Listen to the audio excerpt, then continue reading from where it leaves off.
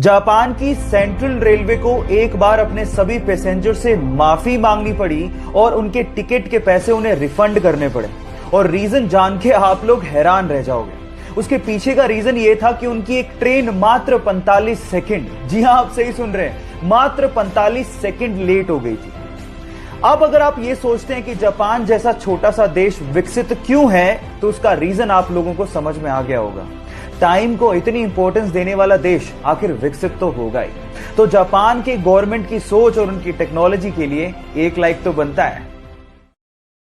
Corona के चक्कर में एक चीज सबने छोड़ दी और वो है हैंडशेक।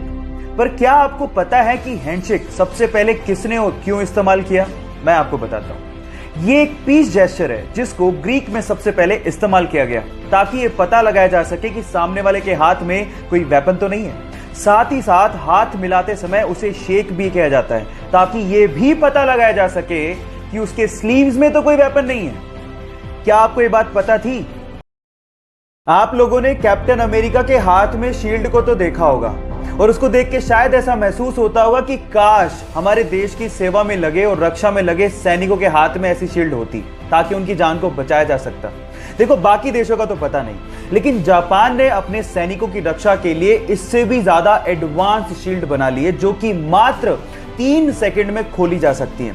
इनफैक्ट उसमें आर्टिफिशियल इंटेलिजेंस का इस्तेमाल भी किया गया है जिससे अगर मान लो किसी ने बंदूक तान दी तो 3 सेकंड में वो अपने आप खुल जाती है ना गजब की बात। क्या आपको बात पहले से पता थी?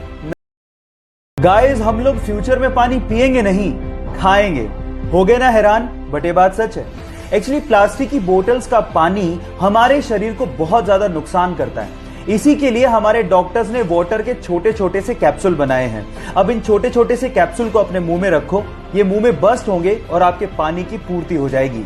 इन्हें ओहो कैप के नाम से जाना जाता है। बस इसके ऊपर की लेयर उतारो, अपने मुंह में रखो और हो गया। इस वंडरफुल डिस्कवरी के लिए एक लाइक तो बनता है।